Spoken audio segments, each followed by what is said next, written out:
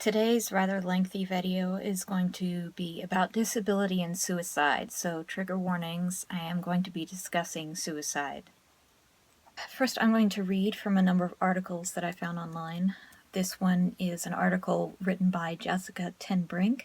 Research on disability and depression has consistently shown that when people with disabilities report dissatisfaction with our lives, we are not nearly as concerned with things like reliance on medications or machines as we are with our financial security, relationships with others, and difficulties at work. Given the negative social messages about disability we hear nearly every day, it's not surprising that people sometimes consider suicide after acquiring a disability. In fact, many of the factors that are considered important to evaluating suicide potential, financial stability, social inclusion, and freedom of mobility, consistently pose challenges for people with disabilities. So it absolutely amazes us that even though 18.7% of all non-institutionalized civilians in America have a disability, we are virtually invisible when it comes to the issue of suicide.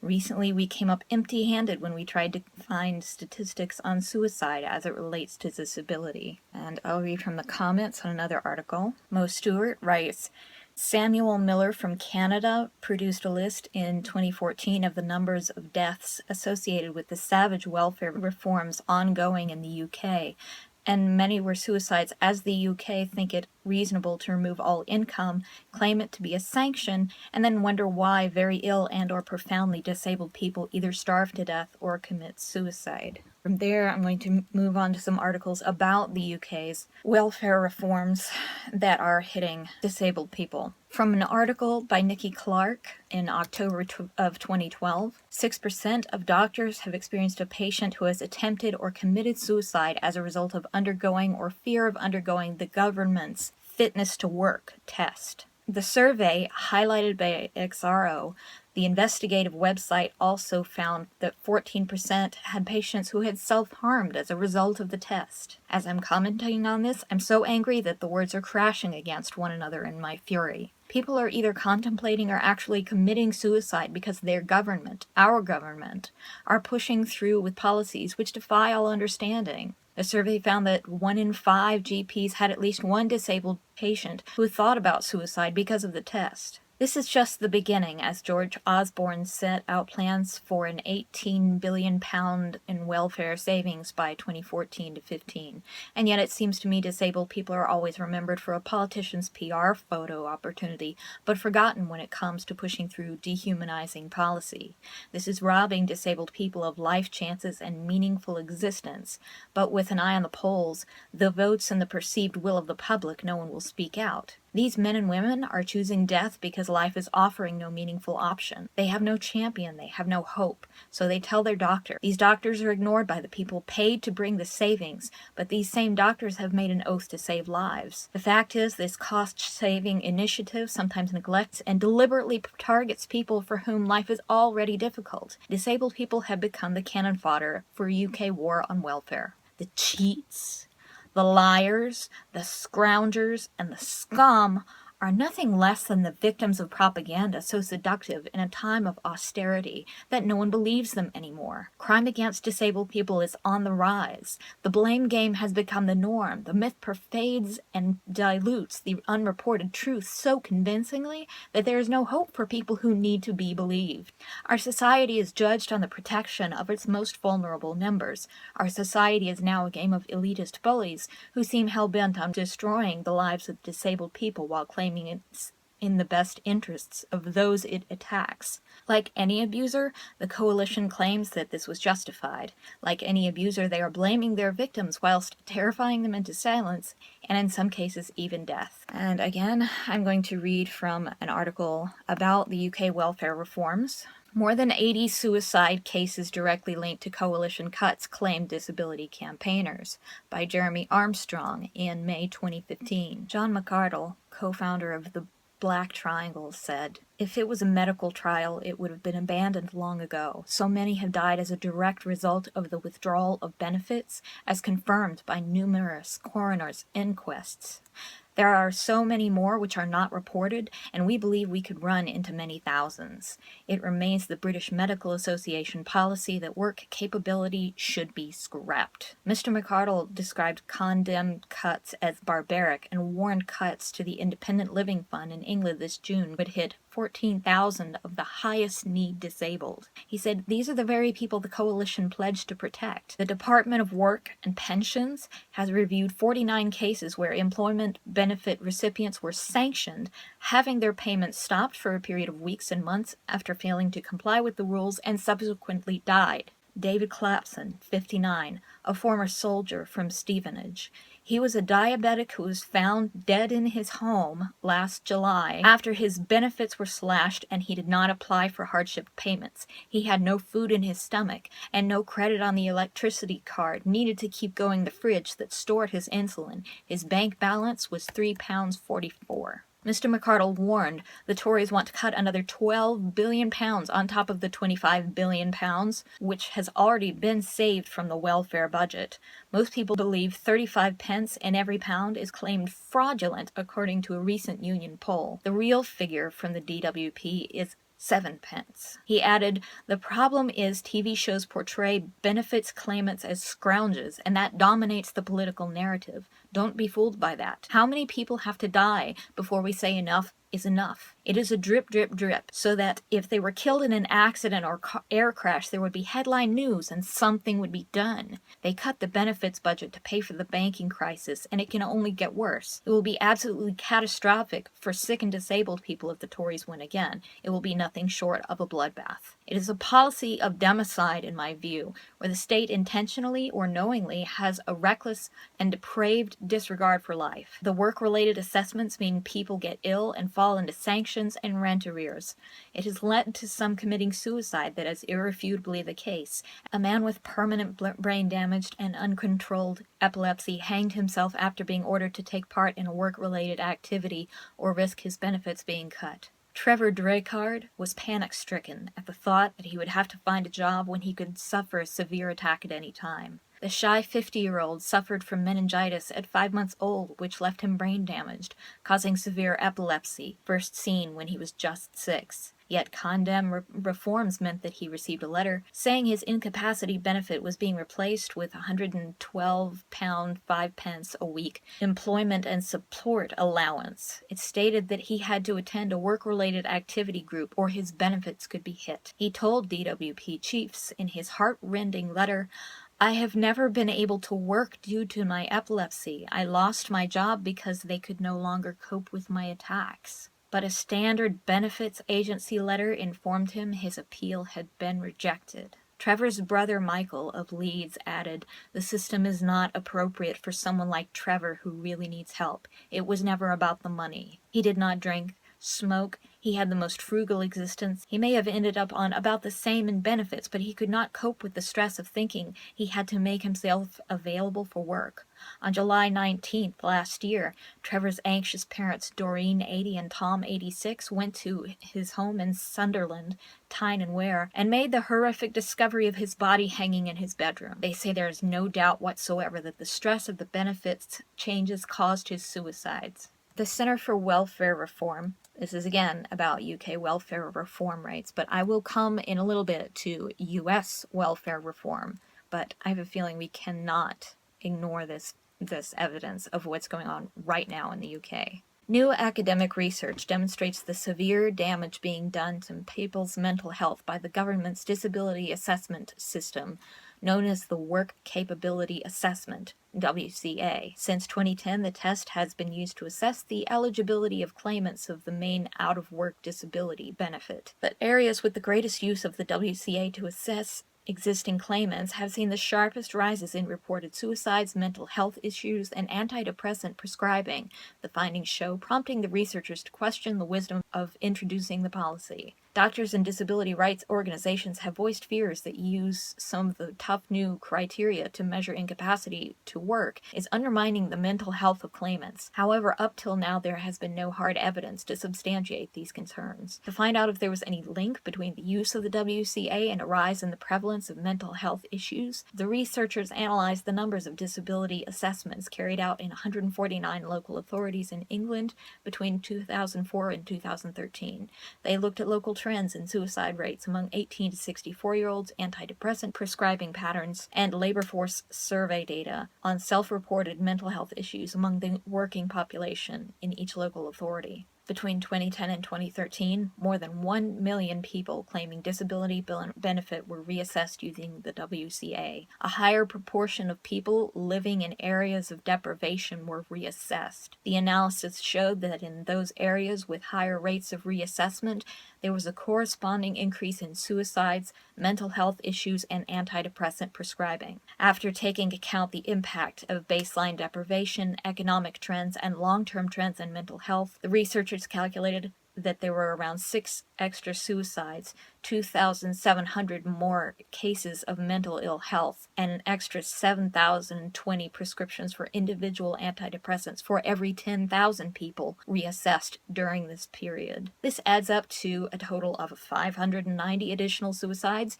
279,000 additional extra cases of mental ill health, and 725,000 more prescriptions for antidepressants across the country as a whole that were associated with the reassessment policy between 2010 and 2013. This is an observational study, so no firm conclusions can be drawn about cause and effect. Nonetheless, the researchers point out that they were at pains to adjust for other potentially influential factors, and that observed increases in mental ill health followed rather than preceded the reassessment process. The findings have important implications for policy, they say, particularly as this was introduced without any evidence of its potential impact or any plans to evaluate its effects, added to which a further 1 million people will have been reassessed in 2015. They add, "Our study provides evidence that the policy in England of reassessing the eligibility of disability benefit recipients using the WCA may have unintended but serious consequences for population mental health, and there is a danger that these adverse effects outweigh any benefits that may or may not arise from moving people off disability benefits." Although the explicit aim of welfare reform in the UK is to reduce dependency, it is likely that targeting people living in the most vulnerable conditions with policies that are harmful to health will further marginalize already excluded groups, reducing rather than increasing their dependence. Dr. Simon Duffy, director of the Center for Welfare Reform, commented on the research. "Stigmatizing, shaming, and threatening anyone is wrong, and targeting such policies on people with disabilities or mental illness is even worse." I want to talk about the Social Security disability income policies here. I have spoken earlier about how difficult it is, particularly in North Carolina, to go through the process and how many years it takes. Years and years of not working, in other words, not having any income, and that is economically endangering the people who are stricken with this process. In a February 2015 article for the Washington Post, Thomas F. Burke and Jeff Barnes write this: "Cutting a program aimed at people with disabilities can be politically perilous, as the Reagan administration learned in the early 1980s. The administration reasoned that some SSDI recipients were either not really eligible or healthy enough to work, so it expedited a review process aimed at cleansing the rolls. The result was a political fiasco. The media found horror stories of despondent disabled people who had been summarily cut off and left penniless, including several who committed suicide. The huge backlash against the reviews led to their suspension and eventually policies that expanded SSDI eligibility." I'm going to read from a piece taken from John Nieuwenburg's TED Talk, The Cultural Taboos of Suicide and Mental Illness. "There are 40,000 suicides per year," this is in the US, 16,000 murders. There are 2.5 times more suicides than there are homicides. Furthermore, it's believed that for every suicide there are 25 attempts, which is about 1 million per year in the US. So the next time you hear of a murder, let me ask you to take a moment to consider that at the same time, there have been 3 suicides and 75 attempts. When someone commits murder, it makes the news. When someone dies by suicide, nothing. It's silence. How does someone get to a place where suicide seems like the best option? In fact, the only option. Studies have shown that in 100% of cases, suicide is seen as a solution for emotional pain and hopelessness. No one attempts or dies by suicide because they want to die. Suicide is not an act of cowardice. It's a desperate act to get relief from the pain. Suicide is not the problem. Rather, it's the result of the underlying illness. Rather than ask, why the suicide? Ask, why the pain? I'm now going to read a selection from Mark Henrich's TED Talk, Why We Choose Suicide. One way we can help is that we can stop saying that people commit suicide. They commit rape, they commit murder, but no one has committed suicide in this country since the early 1970s when suicide was decriminalized. And that's because suicide is a public health concern, not a criminal one. He's referring to Canada, but it is also not a crime in the US. At both the individual and societal level, he says, we can challenge our old ideas, like that old idea of saying that people commit suicide. I used to beg someone to do something about suicide and stigma. Well, that's not acceptable anymore. So instead, I've started doing something. Well, you're here and you're doing something already because you're changing the way you think, and that's what changes the world. Keep thinking about it, and then start talking about it, and then start doing something about it too. And for those of you who are contemplating suicide, I know that there's a hope somewhere deep inside you. I've felt it too. Keep that hope alive. We need you. We need you to be leaders in this conversation, whether we're ready to have it or not. And trust me, if you're anything like me, it's this conversation that's going to keep you alive every single day, as though you've got just one more day. Now I'm going to read quite a bit from Johann Hari's incredibly enlightening TED Talk, Everything You Think You Know About Addiction is Wrong. Bruce Alexander, a professor of psychology in Vancouver, carried out an incredible experiment I think really helps us to understand this issue. Professor Alexander explained to me the idea of addiction that we've gotten all in our heads. The story comes partly from a series of experiments that were done earlier in the 20th century. They're really simple. You can do them tonight at home if you feel a little sadistic. You get a rat, you put it in a cage, and you give it 2 water bottles. One is just water, and the other is water laced with either heroin or cocaine. If you do that, the rat will almost always prefer the drug water and almost always kill itself quite quickly. So there you go, right? That's how we think it works. In the 70s, Professor Alexander comes along and he looks at this experiment and he noticed something. He said, we're putting the rat in an empty cage. It's got nothing to do except use these drugs. Let's try something different. So Professor Alexander built a cage that he called Rat Park, which is basically heaven for rats. They've got loads of cheese. They've got loads of colored balls. They've got loads of tunnels. Crucially, they've got loads of friends. They can have loads of sex. And they've got both the water bottles, the normal water and the drugged water. But here's the fascinating thing. In Rat Park, they don't like the drugged water. They almost never use it. None of them ever use it compulsively. None of them ever overdose. You go from almost 100% overdose when they're isolated to 0% overdose when they have happy and connected lives. Now, when he first saw this, Professor Alexander thought maybe this is just a thing about rats. They're quite different to us. Maybe not as different as we like, but but fortunately there was a human experiment into the exact same principle happening at the exact same time, called the Vietnam War. In Vietnam, 20% of all American troops were using loads of heroin, and if you look at the news reports from the time, they were really worried because they thought, my God, we're going to have hundreds and thousands of junkies on the streets of the United States when the war ends. It made total sense. Now, those soldiers who were using loads of heroin were followed home. The Archives of General Psychiatry did a really detailed study, and what happened to them? It turns out they didn't go into rehab. They didn't go into withdrawal. 95% of them just stopped. Now, if you believe the story about chemical hooks, that makes absolutely no sense. But Professor Alexander began to think that there might be a different story about addiction. He said, what if addiction isn't about your chemical hooks? What if addiction is about your cage? What if addiction is an adaptation to your environment. Looking at this, there was another professor called Peter Cohen in the Netherlands who said maybe we shouldn't even call it addiction. Maybe we should call it bonding. Human beings have a natural and an innate need to bond. And when we're happy and healthy, we'll bond and connect with each other. But if you can't do that because you're traumatized or isolated or beaten down by life, you will bond with something that will give you some sense of relief. Now, that might be gambling, that might be pornography, that might be cocaine, that might be cannabis, but you will bond and connect with something because that's in our nature. That's what we want as human beings. Addressing his audience, he continues, because you've been able to afford the approximately gazillion pounds that it costs to get into a TED Talk, I'm guessing you guys could afford to be drinking vodka for the next 6 months. You wouldn't end up homeless. You're not going to do that. And the reason you're not going to do that is not because anyone's stopping you. It's because you've got bonds and connections that you want to be present for. You've got work you love. You've got people you love. You've got healthy relationships. And a core part of addiction, I came to think, and I believe the evidence suggests, is about not being able to bear to be present in your life. So let me pause here. Do you see how I'm linking addiction and suicide together? Not being able to bear to be present for your life? I think these two things are really closely connected, and that's why I'm reading from this thing about addiction in a talk about disability and suicide.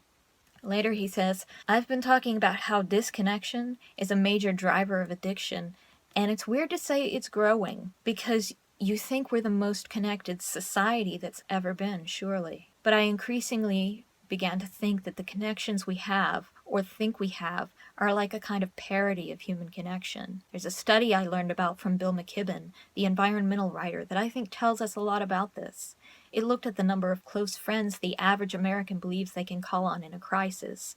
That number has been declining steadily since the 1950s. The amount of floor space an individual has in their homes has been steadily increasing, and I think that's a metaphor for the choice we've made as a culture. We've traded floor space for friends. We've traded stuff for connections, and the result is we are one of the loneliest societies that there has ever been. And Bruce Alexander, the guy who did the Rat Park experiment, says, we talk all the time in addiction about individual recovery, and it's right to talk about that, but we need to talk much more about social recovery. Something's gone wrong with us, not just as individuals, but as a group. And we've created a society where, for a lot of us, life looks a lot more like that isolated cage, and a whole lot less like Rat Park. Andrew Solomon said in his moving TED Talk about depression that the opposite of depression is not happiness, but vitality. And now, from here on in, it's going to be all me. Disabled people are in enough pain already, just trying to survive. And now we're being demonized more and denied more what we need to survive, and it's becoming harder and harder for us. This is systemic eugenics, where no one person ever has to have blood on their hands thanks to systems that run without anyone pushing them.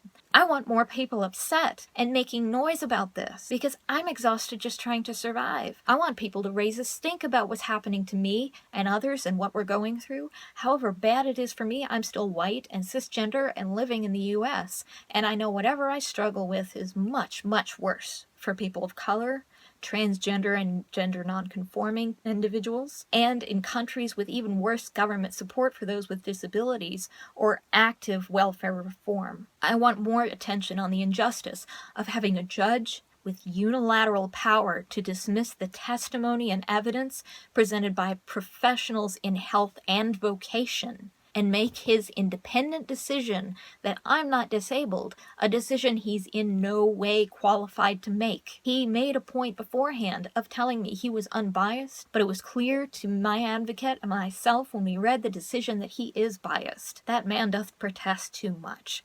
As a graceful and insightful friend of mine once said, nice people don't tell you they're nice. Many of you who work in grassroots community organizing and social justice know that drawing attention to injustice can put pressure for change, even on the most formidable institutions. I've learned so much from you, and I'm hoping that there's something, anything you and I can do about this. Because people who are not disabled are deciding whether or not I and other disabled people have the right to access what we need to survive. Even more than handicapped ramps and closed captions, we have to have resources to live through the day, to have safe shelter, food, access to health care and medications, and even the capacity to make our lives better and less painful in the ways that we need. The people who are deciding whether or not I get what I need to survive don't know me, don't care about me, and suffer no consequences if I just disappear and die.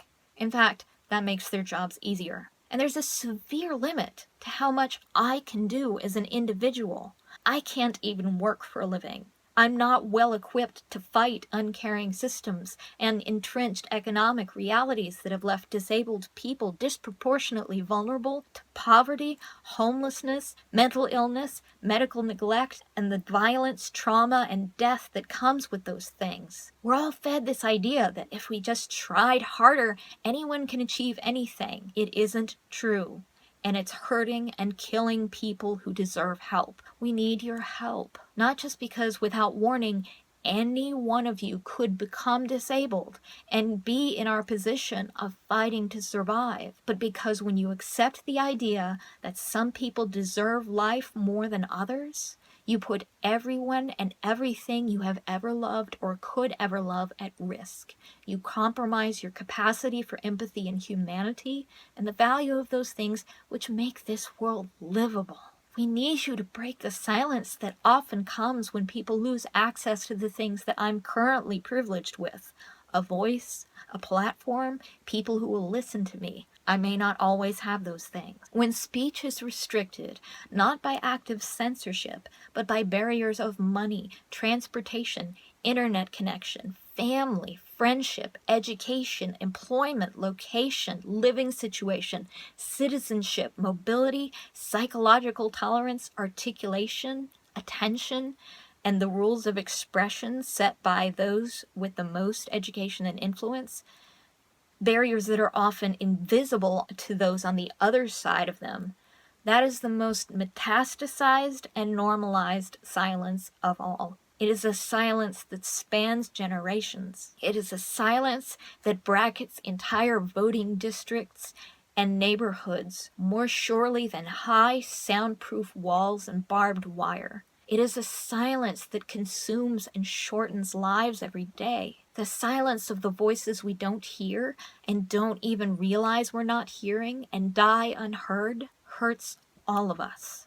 I currently can't get what I need to survive, and I'm struggling to hold on financially, physically, and psychologically through this process over which I have no control. Likelihood of success deteriorates with each passing, draining month and year. I may not always have a voice at all. There comes a point when life becomes unlivable as it is because of forces beyond my control. There comes a point when asking a friend to stay alive for your sake, in spite of their lack of capacity to do so, and the presence of unlivable pain and unmet basic needs, is a burden and a cruelty, and no longer love or support. If this scares and angers you, good.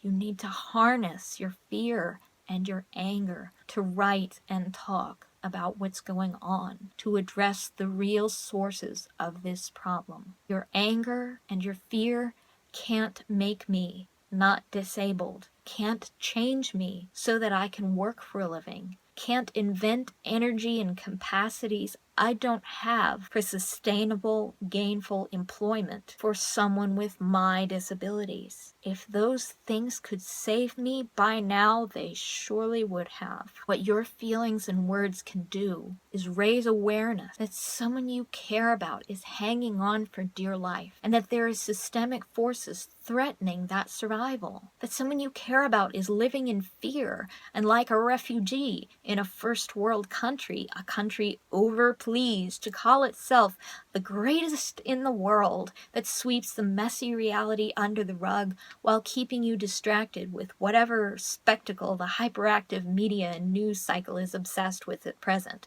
Something that whips you into an emotional frenzy so you're too drained to care about the things happening next door. It's not a spectacle when someone dies slowly of poverty and disease as a result of systems we've come to accept as unchangeable because of the red tape Administrators, law, inertia, and politicians who do nothing to change these symptoms except for economic reforms that worsen the situation worldwide. It happens all the time, so it's not news. Not unless you make it news by complaining and asking questions publicly and often. Use your privilege, power, and energy to access spaces I can't. Use your voices in places I will never be heard. Ask questions and share what you learn and what you've been told. Help me, because I can't do this alone, and I am very,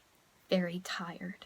Do you have ideas of what you could do, or what other people could do? Bear in mind that I'm already doing the best that I can, but I want to hear from you. I want to hear what ideas come to mind when you're presented with all this information. What can you do? Let me know, and I look forward to reading your responses. This was the hardest video for me to make. I can't imagine it was easy to watch. Thank you for your time and attention.